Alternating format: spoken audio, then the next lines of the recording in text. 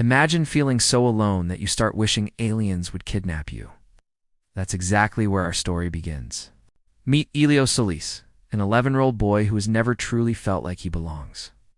After losing his parents, Elio lives with his aunt Olga, a hard-working military officer who loves him deeply but struggles to connect with him.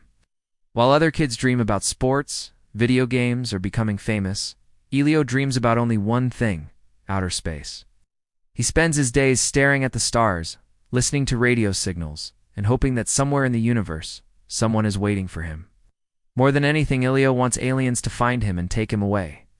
To most people, that sounds ridiculous. But Elio believes that maybe he'll fit in better somewhere beyond Earth. One day, after a series of misunderstandings and disappointments, Elio's wish unexpectedly comes true. A mysterious alien signal reaches him, and before he can even process what's happening, a gigantic spacecraft appears above him.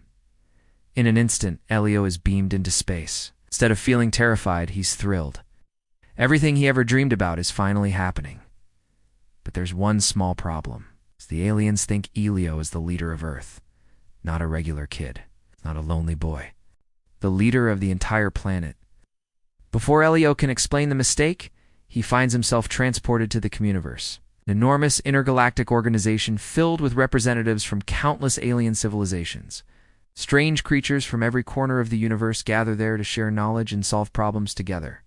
To Elio, it's the most beautiful place he has ever seen. For the first time in his life, he feels important. The aliens listen to him, respect him, need him. And Elio doesn't want that feeling to end. Instead of telling the truth, he allows everyone to believe that he is Earth's ambassador. At first, everything seems perfect. But then a dangerous threat emerges. A powerful alien warlord named Grigan arrives and threatens the Communiverse. Massive, intimidating, and feared across the galaxy, Grigan demands respect and obedience from everyone around him. The alien leaders panic because nobody knows how to negotiate with him. Unfortunately, they expect Elio, the supposed ambassador of Earth, to solve the crisis. Suddenly, Elio finds himself carrying responsibilities far bigger than he ever imagined. While trying to figure out what to do, Elio accidentally meets someone unexpected: Grigan's son, Glorden. Unlike his terrifying father, Glorden is kind, gentle, and insecure. The two quickly become friends.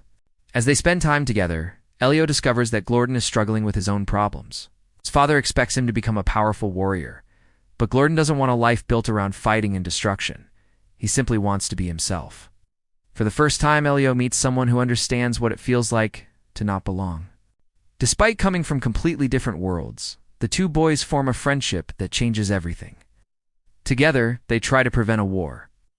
But things quickly spiral out of control. Elio's lies become harder and harder to maintain. The pressure of pretending to be Earth's ambassador begins crushing him.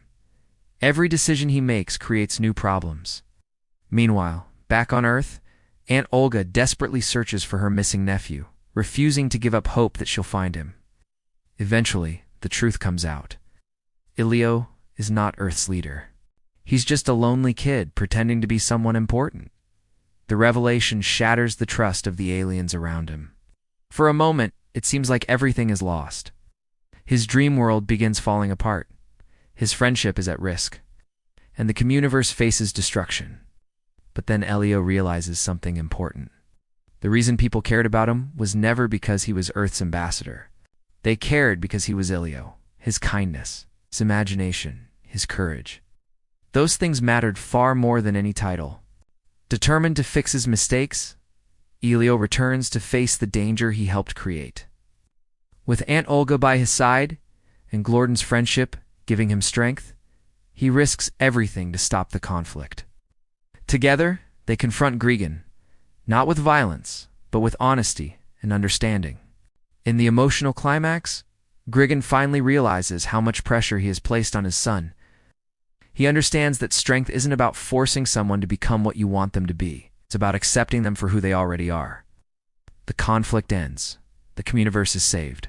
And Elio is offered a chance to stay among the stars forever. It's the opportunity he once dreamed about.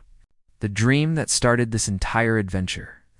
But now, Elio sees things differently. He finally understands that belonging isn't about escaping to another world. It's about finding people who accept you and the one you already have. So Elio returns to Earth, not because he stopped loving space, but because he discovered something even more important: home. His relationship with Aunt Olga becomes stronger. His loneliness begins to fade, and he realizes he was never truly alone in the first place. Before saying goodbye, he remains connected to his new friends across the stars, proving that distance can never break a real friendship. Sometimes the thing you're searching for across the universe is the connection that has been waiting for you all along.